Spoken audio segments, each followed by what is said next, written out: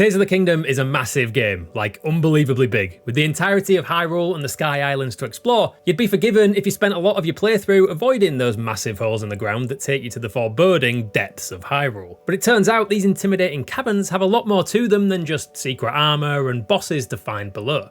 These depths are, well, they're a lot deeper than we gave them credit for. You might have noticed if you've been exploring the dark recesses of the depths that light roots, those tree-like protrusions that provide some much needed light down there, seem to line up with shrine locations on the surface. Not only that, but the names reflect the shrine names they match up with, just backwards. But my friends, this, it turns out, was just the tip of the gloom-covered iceberg. A recent Reddit thread revealed a ton of new details about just how much the depths and the surface of Hyrule have in common, to the point where you can pretty much just use the surface map to get around the depths and find landmarks you're looking for. For one, you can obviously use shrines you found on the surface to easily find light routes, that's a given. But keep in mind that surface map pins you put down will appear on your scope and minimap down in the depths too, as long as the last area of the map you looked at was the surface. And that can save a lot of time fumbling around in the dark, especially if you've marked something specific on the surface. But did you know that if there's a stable on the surface, you'll probably find a Lionel in the same place in the depths? Not that you necessarily want to find these things in the dark, but it's a cool detail nonetheless.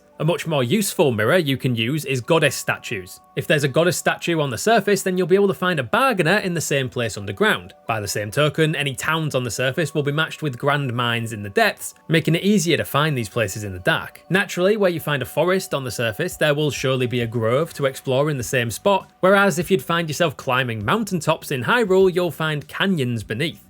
It's all very neat down here. Probably the most useful geographic similarity is that rivers on Hyrule's surface map are replaced by huge, almost completely impassable walls down in the depths, which means that by using your overworld map while exploring in the dark, you can use bodies of water as reference points to avoid walking directly into a dead end. Makes exploring these dangerous areas a lot easier. And should you happen across a Leviathan on the surface map, there will be a dark skeleton mirroring its position in the depths. Bit creepy that. So it just goes to show that Tears of the Kingdom has a lot of secrets left to uncover.